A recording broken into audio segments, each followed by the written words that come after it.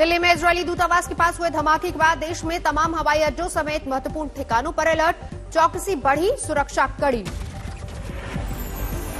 Israeli दूतावास के पास हुए धमाके के सिलसिले में जांच एजेंसियों को मिली चिट्ठी। भारत में इजरायल के राजदूत के नाम है खत। जांच एजेंसियां कर रही हैं चिट्ठी की पड़ताल। खत में इजरायली दूतावास को लेकर लिखी हैं कई बातें। धमाके के बाद इजरायली दूतावास ने जारी किया बयान, घटना में कोई हताहत नहीं, पूरा स्टाफ सुरक्षित। मौका वारदात के पास से जांच एजेंसियों ने 3 सीसीटीवी कैमरों का रिकॉर्ड अपने कब्जे में लिया। सूत्रों के हवाले से खबर, फुटेज से मिल सकते हैं सुराग। दूतावास के बाहर शाम के करीब 5:05 पर हुआ था धमाका। महज 2 किलोमीटर की दूरी पर चल रहा था बीटिंग रिट्रीट समारोह। दूतावास से 150 मीटर दूर फुटपाथ और झाड़ियों के बीच हुआ धमाका। आईडी के जरिए विस्फोट का शक। कम तीव्रता का था धमाका। सड़क की दूसरी तरफ खड़ी 3 कारों के शीशे टूटे। एफएसएल ने मौके से जमा किए विस्फोटक के सैंपल्स। धमाके के केमिकल को लेकर जारी है जांच।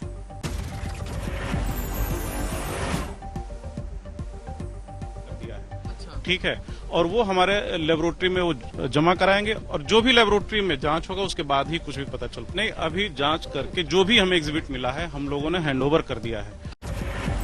धमाके को लेकर दिल्ली पुलिस ने दर्ज किया केस। कमिश्नर ने भी किया मौके का मुआयना। हम लोग केस रजिस्टर कर लिया है। स्पेशल सेल इन्वेस्टिगेट कर रहा है। इस समय कोई भी चीज कहना ठीक नहीं है। दिल्ली पुलिस की स्पेशल सेल के साथ एनआईए की टीम भी मौके पर पहुंची। देर रात तक तलाशे गए सुराग।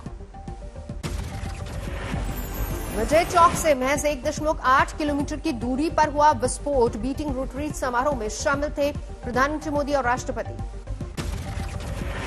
धमाकों के बाद गृह मंत्री अमित शाह ने आईबी चीफ समेत आला अफसरों के साथ की हाई लेवल मीटिंग। रद्द किया बंगाल दौरा।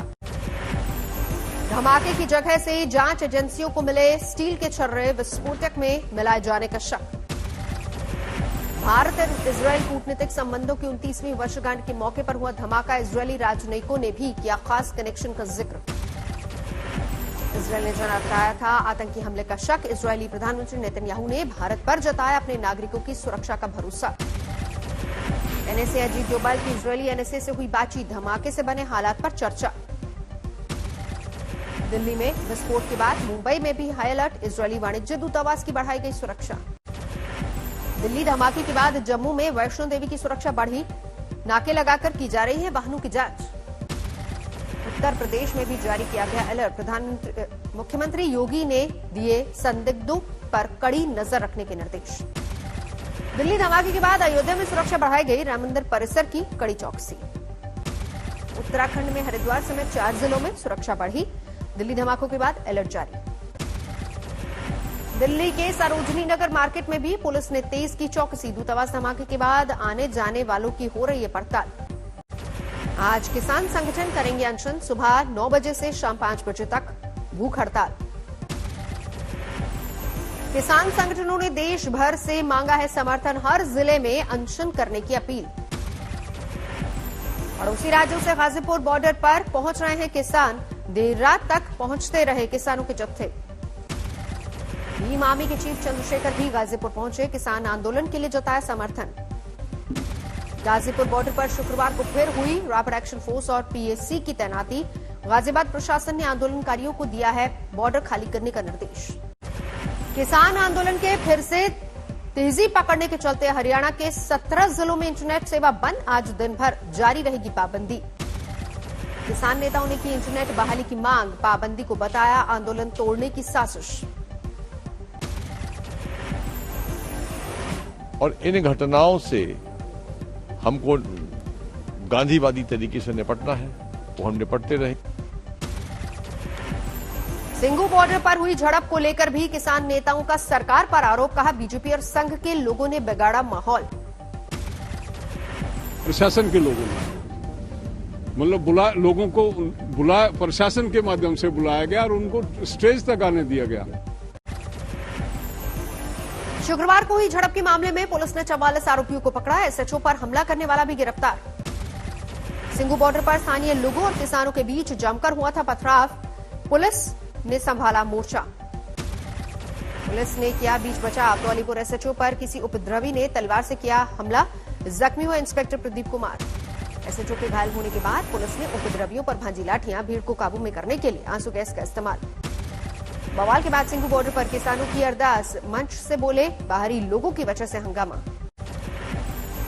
दिल्ली के डिप्टी सीएम मनीष सिसोदिया ने भी धरनास्थल का किया दौरा, आंदोलनकारी किसानों के साथ इंतजामों का जायजा लिया। मुजफ्फरनगर में किसानों की महापंचायत, कहा जारी रहेगा आंदोलन, दिल्ली कूच करने की तैयारी। आप लोगों को भरोसा है यह लड़ाई छोटी नहीं जाएगी। मुजफ्फरनगर की महापंचायत में नरेश टिकैत के साथ दिखे जयंत चौधरी, सरकार पर साधा निशाना। मुजफ्फरनगर जा रहे आरएलडी नेताओं को पुलिस ने बिजनौर में रोका, पार्टी कार्यकर्ताओं ने हंगामा किया। बठिंडा में किसान आंदोलन के पक्ष में महापंचायत, हर घर से एक किसान को दिल्ली भेजने का फरमान। बठिंडा की महापंचायत के फरमान पर सवाल, आंदोलनकारी नहीं भेजने पर दी जुर्माने की चेतावनी। किसान आंदोलन पर बदले पंजाब के मुख्यमंत्री कैप्टन अमरिंदर सिंह के सुर, कहा 26 जनवरी की हिंसा से छवि बिगड़ी। 26 जनवरी की घटना पर अकाल तख्त की दलील, कहा लाल किले पर निशान साहिब का झंडा फहराना कोई जुर्म नहीं। 26 जनवरी की हिंसा के मामले में अब तक कोई गिरफ्तारी नहीं, सूत्रों का दावा, पंजाब हरियाणा से आए थे ज्यादातर हुड़दंगी। राकेश टिकैत को पुलिस ने पूछताछ के लिए भेजा समन, लेकिन नहीं पहुंचे बीकेयू नेता, कहा वक्त मिलने पर जाऊंगा। दिल्ली पुलिस ने आपको बुलाया है पूछताछ के लिए? जब टाइम होगा मैं जब जाऊंगा। हिंसा के बाद बेहद नाराज हैं दिल्ली वाले। चांदनी चौक इलाके में लोगों ने निकाला तिरंगा मार्च। गाजीपुर बॉर्डर पर पहुंची क्राइम ब्रांच की टीम, फॉरेंसिक टीम के साथ जुटाए 26 जनवरी की हिंसा के सबूत। हरियाणा पंजाब सीमा पर स्थित शंभू टोल प्लाजा खोलने की कोशिश, किसानों ने जमकर नारेबाजी की। किसान आंदोलन को लेकर जारी है सियासी भिड़ंत, राहुल गांधी ने सरकार पर साधा निशाना, अन्नदाताओं से अपराधियों जैसा व्यवहार। होम मिनिस्टर से जाकर पूछिए और उसके पीछे क्या आइडिया था, किस प्रकार अलाउ किया गया, वो भी पूछ लीजिए। राहुल के वार पर बीजेपी का पलटवार, स्मृति ईरानी बोली देश के लोगों के बीच युद्ध कराना चाहते हैं कांग्रेस के नेता। राहुल गांधी वो नेता है जो चाहते हैं कि अराजक तत्व देश में न सिर्फ तिरंगे का अपमान करें बल्कि देश को तोड़ने का भी दुस्साहस करें। राष्ट्रपति के अभिभाषण से शुरू हुआ संसद का बजट सत्र, दुर्भाग्यपूर्ण है गणतंत्र दिवस पर तिरंगे का अपमान।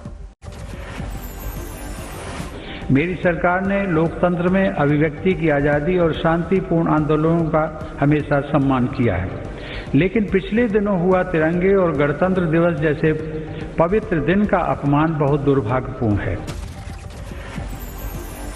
राष्ट्रपति के अभिभाषण में कृषि कानूनों पर मोदी सरकार का संकल्प, बोले जारी रहेगी भ्रम दूर करने की कोशिश।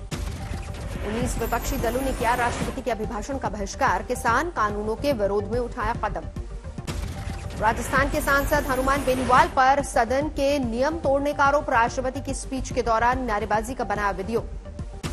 लोकसभा स्पीकर ने बजट सत्र को लेकर बुलाई सर्वदलीय बैठक, सभी पार्टियों से सदन की कार्रवाई में सहयोग की अपील। वित्त मंत्री ने संसद में पेश किया आर्थिक सर्वे में अगले कारोबारी साल तक अर्थव्यवस्था के पटरी पर लौटने का अनुमान। आर्थिक सर्वे में 2020-21 में विकास दर -7.7% रहने की जताई गई आशंका, इकोनॉमी में वी शेप रिकवरी का दावा। आर्थिक सर्वे में मिले अच्छे संकेत, सप्लाई सुचारू होने से रिटेल महंगाई पर कमी।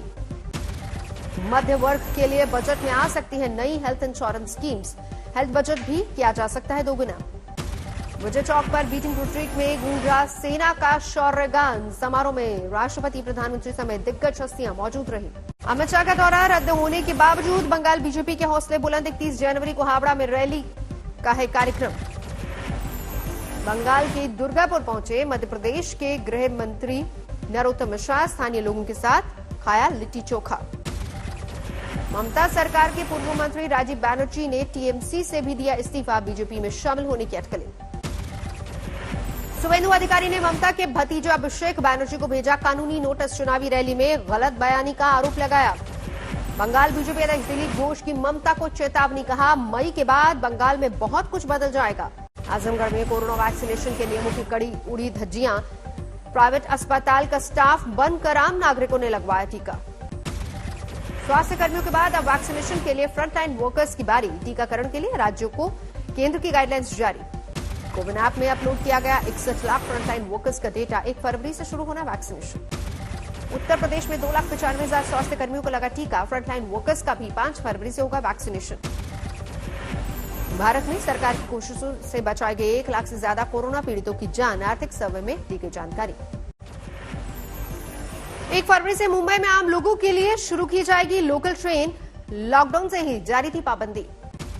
अभी तक जरूरी सेवाओं से जुड़े लोगों को मिल रही थी लोकल सेवा। अब कुछ खास वक्त पर आम लोगों को भी मिलेगी मेट्रो। जम्मू कश्मीर के त्राल में सुरक्षा बलों की बड़ी कामयाबी। एनकाउंटर में 3 आतंकियों को ढेर किया। छत्तीसगढ़ के बस्तर में सीआरपीएफ के जवान ने की ताबड़तोड़ फायरिंग। 1 जवान की मौत। लखनऊ में दिन दहाड़े फायरिंग से हड़कंप। घात लगाकर युवक पर हमला। दिल्ली में जारी है ठंड और कोहरे का डबल अटैक। पारा और गिरने का अनुमान। पंजाब और हरियाणा में जारी है ठंड का प्रहर। घनी धुंध ने भी बढ़ाई लोगों की मुश्किलें। बुंदेलखंड में जारी सर्दी का सितम। सुबह के 11 बजे भी सड़कों पर पसरा रहता है घना कोहरा। कड़ाके की सर्दी की गिरफ्त में पूरा का पूरा राजस्थान। माउंट आबू में 0 से 4.6 डिग्री नीचे पहुंचा न्यूनतम तापमान। मध्य प्रदेश में भी कड़ाके की ठंड। शीतलहर की वजह से 3.5 डिग्री के करीब पहुंचा है सतना का तापमान। अजमेर में पेट्रोल पंप पर आग लगने से धमाका। 2 लोगों की मौत, दर्जनों जख्मी।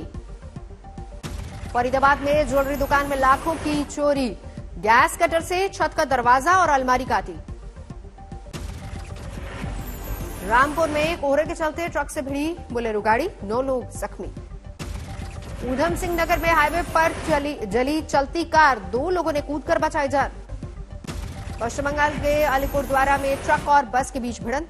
15 जख्मी। दुनिया में 10 करोड़ 20 लाख के पार पहुंची कोरोना मरीजों की संख्या। अब तक 22 लाख से ज्यादा की हो चुकी है मौत। अमेरिका में 2 करोड़ 63 लाख के पार पहुंची कोरोना मरीजों की संख्या। अब तक 4,43,000 से ज्यादा लोगों की जान जा चुकी है। अमेरिका में सिर्फ एक दिन में करीब 4,000 लोगों की मौत। एक दिन में सामने आए 1,60,000 नए मामले। वैक्सीनेशन के बावजूद अमेरिका में लगातार बिगड़ रहे हालात। मिशिगन में कोरोना की चपेट में आने से 9 रोमन कैथोलिक नन की मौत। संयुक्त राष्ट्र के महासचिव ने लगवाया कोरोना का वैक्सीन। न्यूयॉर्क के स्कूल में बने टीकाकरण सेंटर में पहुंचे गुटरेस।